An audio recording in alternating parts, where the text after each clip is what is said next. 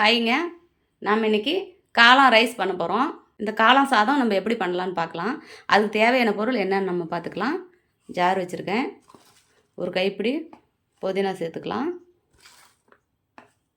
கொஞ்சமாக கொத்தமல்லி தழை சேர்த்துக்கலாம். 2 பச்சை மிளகா சேர்த்துக்கலாம். இதை நல்லா கொரகொரப்பாக அரைச்சிட்டு வந்துடலாம். பாருங்கள், இந்த மாதிரி நல்லா கொரகொரப்பாக இருக்கணும். இப்படி இருந்தால் போதும். அதுக்கு தேவையானது நம்ம இப்போ பொடி பண்ணிக்கலாம். நான் 3 காஷ்மீரி மிளகா எடுத்திருக்கேன். குண்டு மிளகா, வரமிளகா நான் ஒரு 6 மிளகா எடுத்திருக்கேன். நம்ம வரமிளகா தூள் கூட போட்டுக்கலாம். அது தூள் வேண்டாங்கிறதுக்காக தான் நம்ம இப்படி பண்ணிக்கிட்டோம். இப்படி பண்ணால் நல்லா டேஸ்ட்டாக இருக்கும். சோம்பு எடுத்திருக்கேன். பட்டை, கிராம்பு, ஜாதிப்பூ நம்ம அதிகமாக சேர்க்கல, கம்மியாக தான் எடுத்திருக்கேன். ரொம்ப சேர்த்துக்கிட்டால் திகட்டுற மாதிரி இருக்கும். அதனால் மணத்துக்கு மட்டும் நான் கம்மியாக எடுத்துக்கிட்டேன். அன்னாச்சி மொக்கு 1 எடுத்துக்கிட்டேன். மராட்டி மொக்கு 1 மட்டும் நான் எடுத்திருக்கேன். கொஞ்சம் கசகசா சேர்த்துக்கலாம். இதை நல்லா அரைச்சிட்டு வந்துடலாம். குக்கர் வச்சாச்சு. எண்ணெய் சேர்த்துக்கலாம். கடுகு போட்டுக்கலாம். உளுத்தம்பருப்பு போட்டுக்கலாம். கடலைப்பருப்பு சேர்த்துக்கலாம். கருவேப்பிலை போட்டுக்கலாம். பெரிய வெங்காயம், பச்சை மிளகா. நான் 2 பச்சை மிளகா அரைக்கிறதுக்கு சேர்த்துக்கிட்டேன். இதில் 2 மட்டும் கிள்ளி போட்டிருக்கேன்.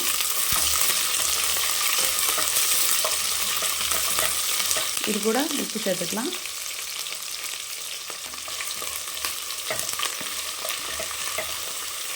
வெங்காயம் வதங்கிடுச்சு. இஞ்சி பூண்டு சேர்த்துக்கலாம்.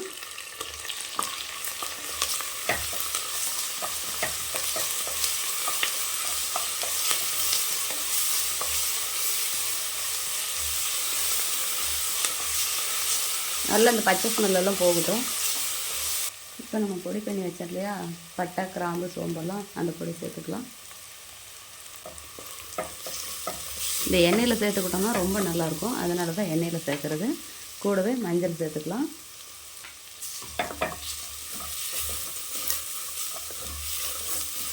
புதினா, கொத்தமல்லி, பச்சை மிளகாலாம் அரைச்சி வச்சுருக்கோம்ல, அது சேர்த்துக்கலாம்.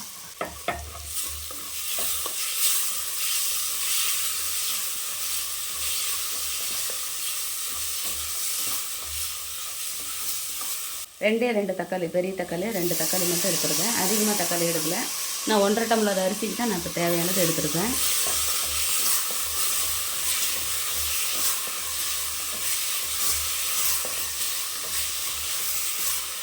இந்த தக்காளி நல்லா வதங்கட்டும். பாருங்கள், முக்கால்வாசி வதங்கிடுச்சு. இந்த பக்குவத்தில் நம்ம காளானை சேர்த்துக்கலாம். நான் 2 பாக்கெட் காளான் சேர்த்துருக்கேன். காளான் ரொம்ப கட் பண்ணாமல் நான் 2 மட்டும் கட் பண்ணியிருக்கேன்.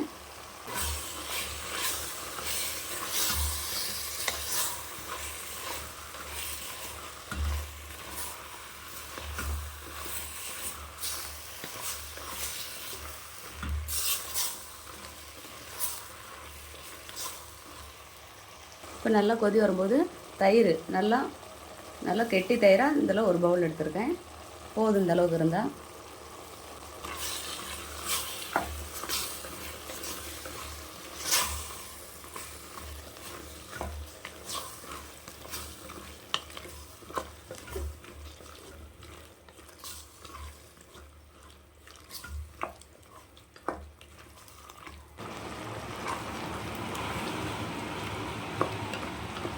நல்லா மழை வருது.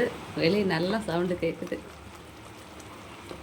பாருங்கள், இதுலேயே தண்ணி எவ்வளோ வந்திருக்குன்னு. இப்போ நம்ம அரிசி சேர்த்துக்கலாம். நான் 1.5 டம்ளர் எடுத்திருக்கேன். இப்போ 1.5 டம்ளர் அரிசிக்கு நம்ம 3 டம்ளர் தண்ணி சேர்க்கணும். இதில் தண்ணி இவ்வளோ வந்திருக்கு. அதனால் நம்ம 3 டம்ளர் வேண்டாம், 2.5 டம்ளர் சேர்த்தா போதும்.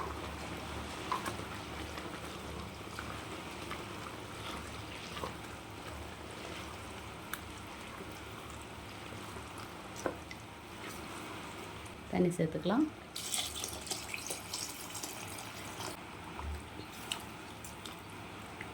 நல்லா உப்பு காரமெல்லாம் கரெக்டாக நம்ம இப்படியே பார்த்துக்கணும். அப்புறமா போட்டால் நல்லா இருக்காது. நல்லா கொதி வரட்டும். நம்ம இந்த பட்டை, கிராம்பு, சோம்பெல்லாம் நம்ம முழுசாக நம்ம அரைச்சோம் இல்லையா, நம்ம அரைச்சி சேர்த்துக்கிட்டோம் அப்படின்னா ரொம்ப டேஸ்ட்டாக இருக்கும், ரொம்ப மணமாக இருக்கும். நம்ம கடையில் வாங்கி சேர்க்குறத விட இந்த மாதிரி அரைச்சி சேர்த்து பாருங்கள், சூப்பராக இருக்கும். இப்போ இந்த ஜாதி பத்திரி, மராட்டி மொக்கு, அன்னாச்சி மொக்கு இதெல்லாம் நம்ம சேர்த்து அரைச்சி போடும்போது ரொம்ப சூப்பராக இருக்கும். நான் வந்து பிரியாணி இலை மட்டும் சேர்க்கல. எங்களுக்கு வந்து அந்த இலை ஸ்மெல்லு பிடிக்காது. அதனால் நான் இலை சேர்க்கல. நீங்கள் வந்து உங்களுக்கு அந்த இலை ஸ்மெல்லு பிடிச்சது அப்படின்னா பிரியாணி இலை நீங்கள் சேர்த்துக்கலாம். வெளியில் நல்லா பயங்கர மழை பிடிச்சிருக்கு. இப்போ நல்லா கொதி வருது. இப்போ நல்லா கலந்து விட்டாச்சு. கலந்து விட்டு நம்ம விசில் போட்டுடலாம். 3 விசில் வந்ததுக்கப்புறம் பார்க்கலாம்.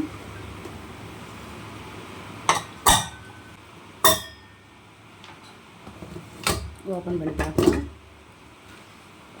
சூப்பராக மணக்குது பாருங்க. நல்லா சூப்பராக மணமாக இருக்குது. காளான் ரைஸ் ரெடி ஆயிடுச்சு.